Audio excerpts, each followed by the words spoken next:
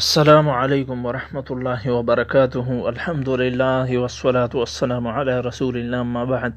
ډیر محترم او عزتمند ملګرو، د هغه ملګرو د پاره یو نسخه شیر کومه. کوم ملګری چې وي یاره زمونږ قوت کمزور دی، هر قسمه قوت شي او برابر خبره ده که هغه د هر څه کمزوري، د یختو کمزوري، د نوکانو کمزوري، د غاښونو کمزوري، دغه رنګه د قوت باصره، سامعه، لامسه، قوت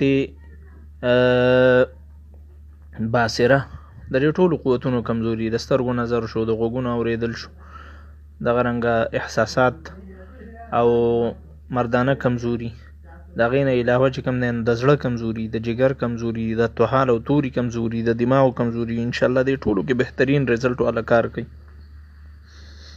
او د هغې اصل مسله دا ده چې کومه نسخه موږ تاسو ته ښایو دا مشترکه ده په دوو بنیادي قوتونو، یخ قوت او ګرم قوت. کله چې قوت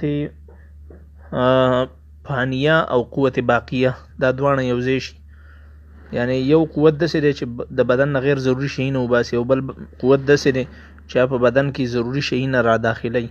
دا دواړه چې یو ځای شي دا ډېره زیاته فایده کوي.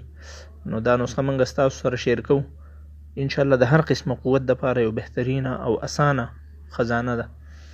15 دانې کجوري، 1 کپ ماسته او حسب ضرورت پودینه. دا به خپل منځ کې سره مکس کړئ، او کله چې دا ښه صحیح حل شي دا کجوري به نری نری کټ کړئ، نو دا به مکس کړئ. د بیګانه دا کېدوئ سحر، بیا دا په نهاره باندې استعمال کړئ. انشاءالله ډېر عجیبه او مثالي قوت پیدا کوي په جسم کې، او رنګ هم برابروي.